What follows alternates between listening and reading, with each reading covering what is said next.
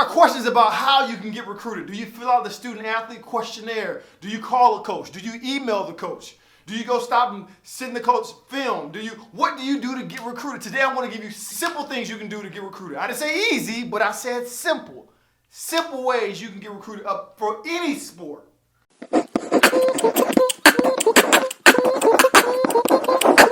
Hoop loud. Yes, indeed, Big Brother Bear here to give you all that you want and what you need. And before I get into the top 4 things you can do to get recruited, let me also tell you this. I put out information every Monday, Wednesday, Friday. Make sure you tune in and subscribe to the channel. The majority of people that watch my videos, 70% in fact, are not subscribed to the channel. So go ahead and subscribe to the channel so you don't miss any content. I put it out every Monday, Wednesday, and Friday. I put out information trying to help student athletes both in their sport, no matter what sport, and out of their sport. You're talking to somebody who wouldn't have graduated high school without playing a game of basketball, let alone go to college and get a master's. So all my experiences of getting a scholarship both in junior college and a 4-year university and people that I bring on the channel is here for you for free. There's 4 things I'm going to say that you would need. The most important, one of the most important, I'm not going to say the most important, but one of the most important is the 4th one. So stay to the end so you hear the 4th one, because I have an example or I have an example that'll kind of keep it in your brain as far as how you need to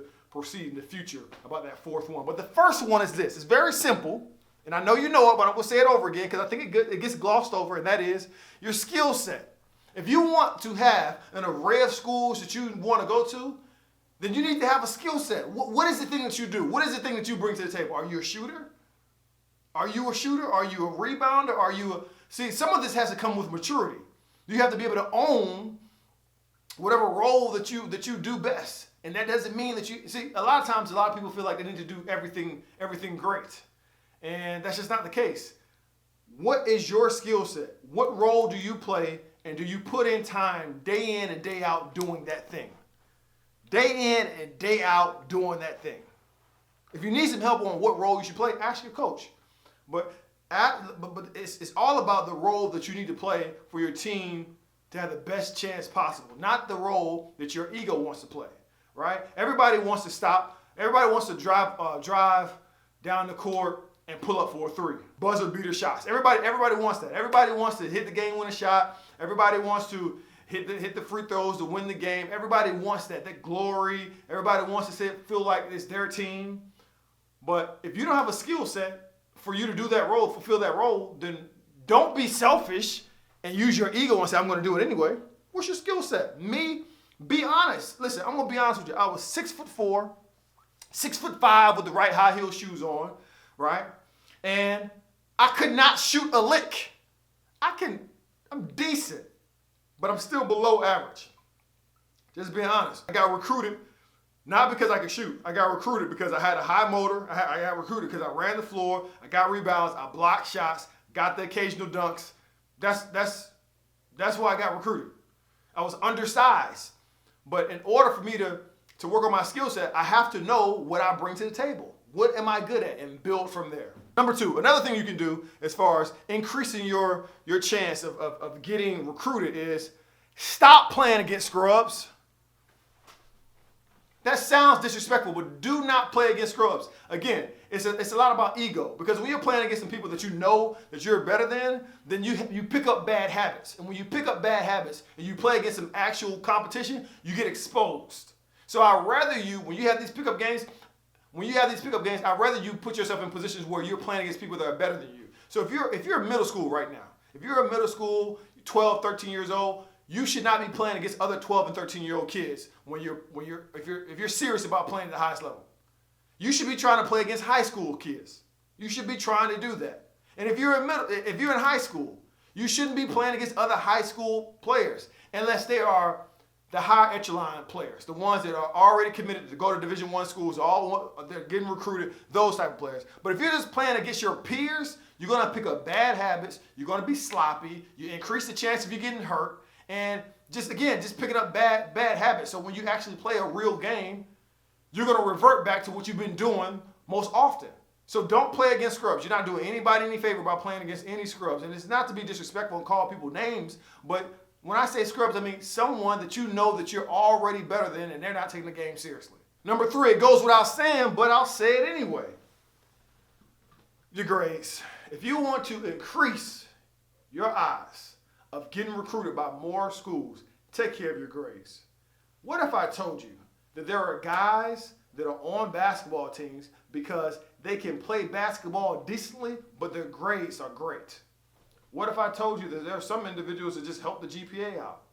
What if I told you that your grades will open more doors for you? You will have more schools that can recruit you because of your grades. You don't have to worry about you academically.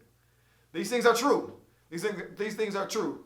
So I'm the type of person that I don't have any type of ego as far as how I can get in. I would have mopped floors. I would have doggone cleaned urinals, whatever I needed to do to get my education paid for.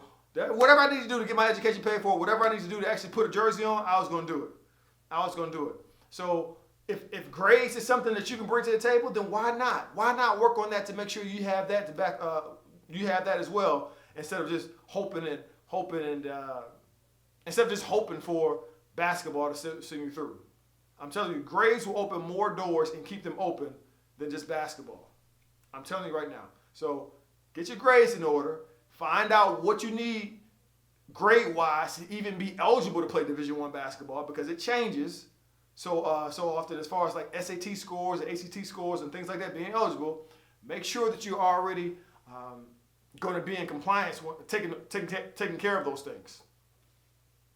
And my fourth one is this one. I got an example for you. You know, I was special education classes, so I learned from examples growing up. So hopefully this example makes sense to you. And if it doesn't, let me know in the comments. Like, Bill, that didn't make any sense. Relationships.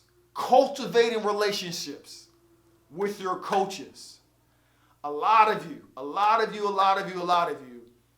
when you don't play, you want to blame it on the coach. You want to say it's the coach's fault. You want to say, that's the reason why I didn't get my shine. That's the reason why I didn't play at the next level. That's the reason why I didn't get to be able to be the star player. Though that may make you feel good, though that may massage your ego and remove any type of accountability from the lack of work that you put in, it's just not the truth. You have to make sure that you cultivate relationships. So what I'm saying is this. You can call it being fake. You can call it being not keeping it real. You can call it whatever you want to.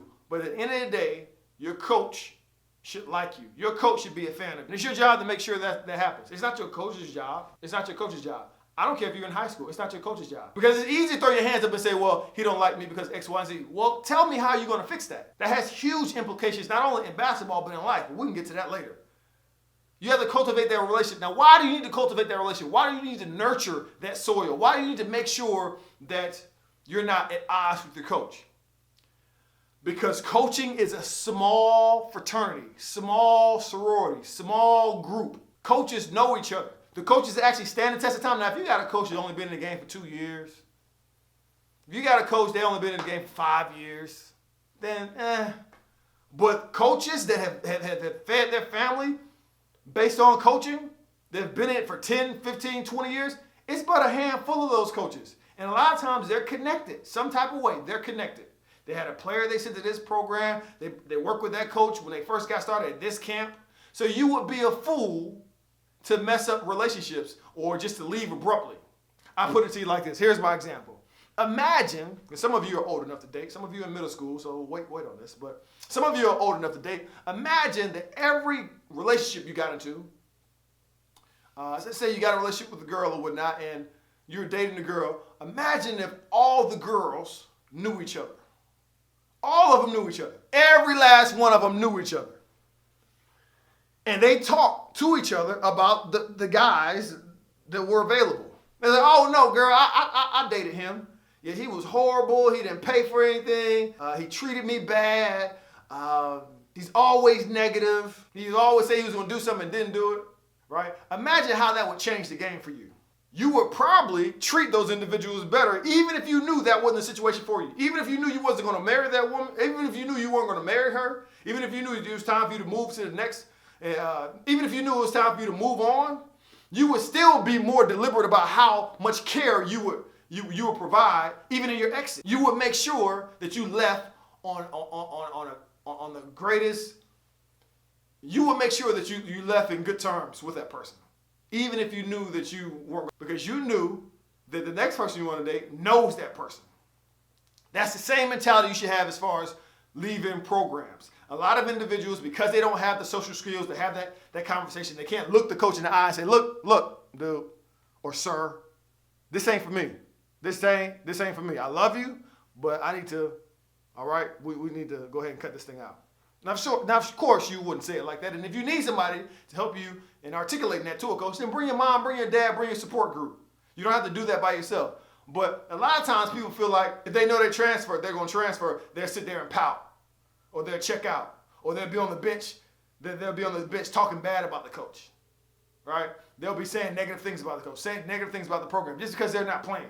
And what I'm telling you is this. Treat them much like the example I just gave you with the girls, the girl that you dated that knows everybody else, that whoever you date, they're going to talk to them and say what your behavior was like. Because that's the same thing that happens in coaching. Now, I would like to say that all coaches are mature, but coaches have feelings too. Some coaches get in their feelings and they mess around and try to sabotage some things for you. I've had a coach. I haven't got to it on this channel yet, but I got a story I want to tell you about a coach in one of my videos in the future about a coach telling me, I don't have to release you. See, he was trying to sabotage me. So I want you to know that you can't just treat these coaches like trash and feel like they're going to look out for you just because they're older and they're supposed to be more mature. Some coaches get in their feelings and they're trying to sabotage you. So what you can do is, that's not a rhyme or reason for you to stay, but that's a rhyme or reason for you to make sure that you leave gracefully, that you leave with some professionalism, some class, some dignity, and not just try to say, I'm just not going to show up, or I'm going to cuss them out, or I'm going to, like, what? You're not going to do that.